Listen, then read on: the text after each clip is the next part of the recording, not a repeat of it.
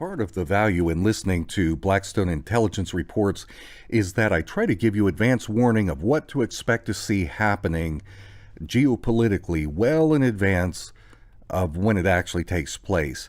And a lot of times I think viewers look at it and they say, I'm not seeing evidence of this in the media, at least not now. So where is he getting this from? But if you keep watching, these things come to pass because I use intelligence sources. I use people who are well connected, who know what's going on behind the scenes. I package that, I hide my sources, and I share that with you. Mark my words, Donald Trump is going to take us to war, and we're going to go to war with Iran. All of the pieces are being put in place. The chess pieces are being arranged toward that goal. His actions, especially lately, are perfectly indicative of preparations for war. This is basically Iraq War 2.0. He is building a war coalition, and his primary allies in this war are going to be the State of Israel and Saudi Arabia. This war that I'm talking about may not begin next month, may not begin the month after that, could be many months off, could be a year off, I don't know, but it's coming.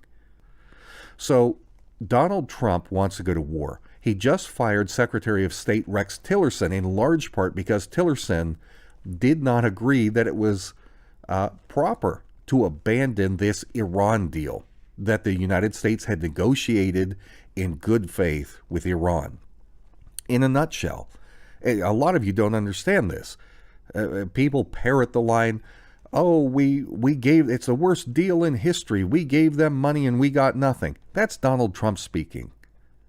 Here it is in a nutshell. The deal was simply that if Iran agrees to allow international inspectors into their country to monitor and frequently verify that they are not doing anything to seek nuclear weapons, that they don't have a nuclear weapons program, then the United States would release billions of dollars in Iranian funds. We would get rid of some of these punitive economic measures that we've taken against them. We would release this money that they owned, their money. We would release it back to them that we had previously frozen so they couldn't access it. So this was a good deal. I don't care if the man in office at the time was Barack Obama. I don't care if it was Ronald Reagan. If the goal was truly about preventing Iran from getting nuclear weapons, which is what they said the deal was about, then this deal guaranteed it. And Iran has complied. And the whole world knows it, including Donald Trump. But that wasn't the point. It was never truly about stopping Iran. It was a ruse. The whole Iran deal was probably the the brainchild of the CIA, but it was a ruse. The crafters of the Iran deal were people who they wanted war with Iran. But just like with Iraq, there was no clear justification to start a war. So we needed justification. In the case of Iraq, it was, oh, Saddam has got weapons of mass destruction. We need to go in there and get rid of these weapons before they kill us. And when Saddam wouldn't allow us to come in and inspect again, which he knew was bullcrap, that's not what the inspections were going to be for, they say, okay, he's hiding something, so now we get to go in and attack and overthrow him. And of course, there wasn't any weapons of mass destruction. But that was the same idea with his Iran deal. We needed justification. So this deal was proposed that was so restrictive, everyone assumed that Iran would never accept it.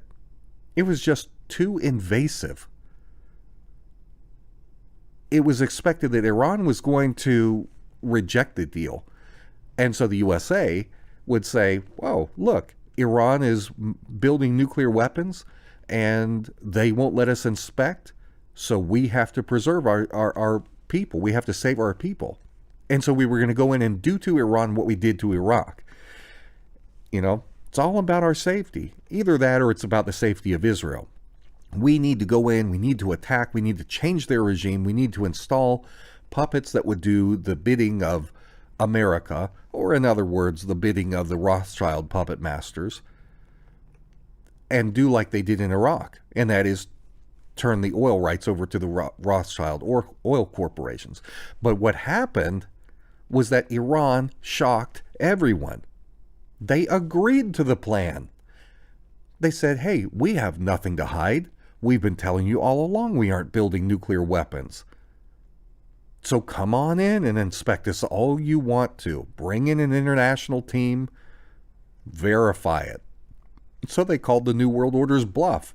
They called the NeoCon's bluff. And in the process, the other party, the United States, had to unfreeze the money and let Iran have its money back that we were holding, because we were saying, no, we're not going to let you have access to your money because you are building nuclear weapons. So once Iran called our bluff, we had to comply with our terms and unfreeze the money. And it is a fact, absolute fact, that since this deal, Iran has complied with the terms of the agreement 100%. There is no justification for war with Iran, and they have proven that by their compliance with this deal. Now that's a problem if you want to go to war with Iran, isn't it? They're in full compliance. International inspectors are repeatedly saying, hey, we're finding no evidence of a nuclear weapons program. Well, we can't have that. That kind of messes up the whole argument. So what Donald Trump wants to do is to say that, yeah, even though Iran is complying with the deal, we're going to back out of the deal ourselves and declare the deal null and void because we're not getting anything out of it. Now, wait a second. If the whole point of this deal was to ensure the safety of the world by not allowing Iran to get nuclear weapons, how are we not getting anything out of the deal? We're getting exactly what we said we wanted out of the deal. And it's not like we're giving Iran money out of the American taxpayers' pockets by their compliance. Me and you, we're not paying Iran. We're simply releasing their own money back to them that came out of their country to begin with. So in his position as being the representative of the United States in foreign policy matters, Rex Tillerson disagreed that pulling out of the Iran deal was justified. His position was, if we as a diplomatic body negotiate deals and we sign that deal and the other party signs it and they comply and we don't, other nations are not going to trust us. Why would another nation enter into a deal with us? Why would they sign it if they know we're going to break our promise? So as a diplomat, that was his point. Of course, he wasn't actually taking actions to undermine what Trump was telling him to do, but privately, Tillerson did express his opinion. And a bigger man would be able to handle someone expressing a difference of opinion, but this is Donald Trump we're talking about. Trump wants to go to war, so he can't have someone representing him who disagrees with the war plan even privately. So he fired Tillerson. That's what it was about. But let me tell you something in advance that you should all watch for. And I mentioned this a long time ago, but you're going to start seeing this more and more in the coming months. Donald Trump is very likely going to try to bring a man into the administration named John Bolton. During the Bush administration, Bolton was the UN ambassador to the United Nations. He's kind of like Nikki Haley is today. And it's possible that what Donald Trump will do is fire H.R. McMaster and bring Bolton in as his national security advisor. But I'm telling you, in our lifetimes, there has never been a man who has pushed for war as frequently or as passionately as John Bolton. Back in 1998, Bolton had a huge hand in crafting the plans to go to war with Iraq. And Bolton has pushed non-stop since 2001 for war with Iran, over and over and over.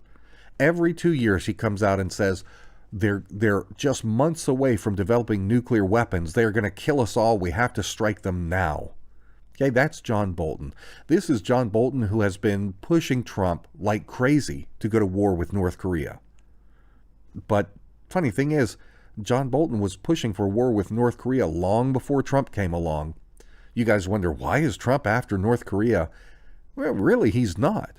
It's not about Donald Trump. It's about the people who control Donald Trump. They're taking all of these old agendas that they've had for a long time, incomplete missions.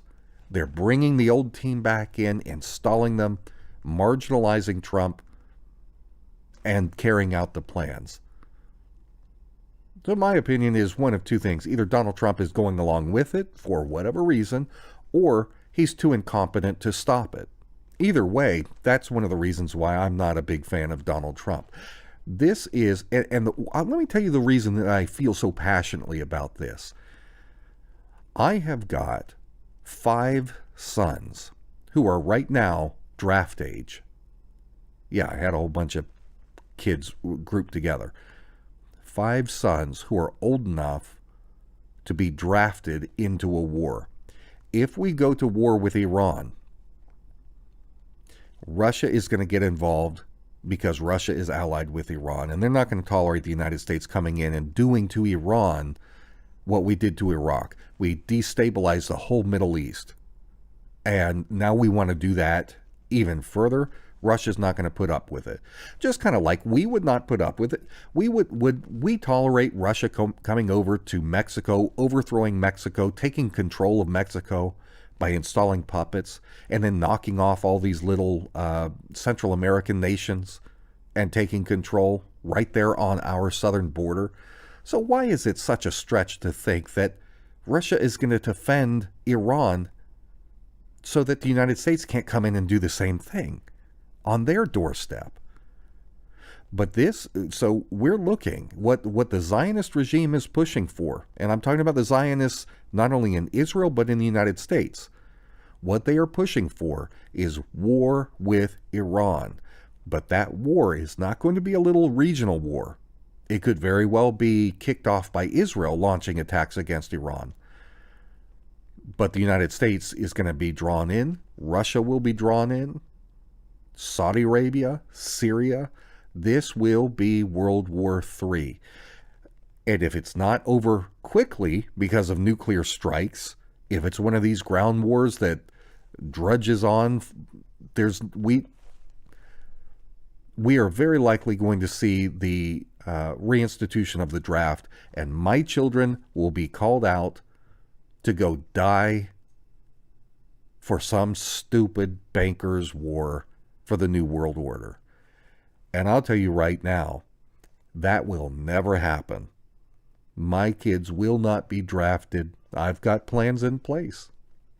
Planned this out a long time ago. My kids are not going to be drafted and pulled in and sent off to die in some banker's war for oil. Not going to happen. And so that's, if you put yourself in my position and you see where we're going with this war, if you've got kids that could potentially be pulled in through a draft, like back in Vietnam, maybe you understand why I feel strongly the way I do about this. And setting aside my own children, I don't want anyone's kids to be pulled into this. These wars are horrible. World War is extremely horrible. It will affect all of us. There will be massive economic collapse around the world. We will see not only a period that rivals the Great Depression, we will plunge our entire planet into a new dark ages. We must avoid the next great war at all costs, because there's not going to be a whole lot left of us if we go nuclear, if this thing gets bad. So that is why I don't care what your political loyalties are.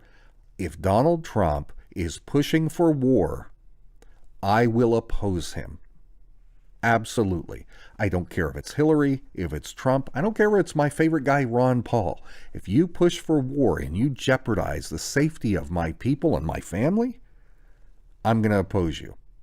So anyway, I think it's important for you all to understand who John Bolton is, and at this point we have no guarantees that Trump will bring him in, but I can tell you that Donald Trump did have John Bolton on his short list for Secretary of State, and there's no chance that John Bolton would. John Bolton's got a lot of enemies, so he very likely could not have passed the nomination, the confirmation process to be brought in as Secretary of State. But that tells you something when Trump has John Bolton. John Bolton makes Dick Cheney look like a ballerina. Makes him look like Peter Pan. John Bolton is a war hawk like you have never seen. This guy is a nut. He is insane. So anyway, I'm going to tell you more about John Bolton in an upcoming video. For Blackstone Intelligence, I'm Jake Morphonios. If you appreciate hard-hitting investigative journalism that you won't get from the mainstream media, then please support Jake's research and analysis at patreon.com/endtimesnewsreport, paypal.me/endtimesnewsreport, or send a check or money order to Jake Morphonios, P.O. Box 1333, Kernersville, North Carolina 27285.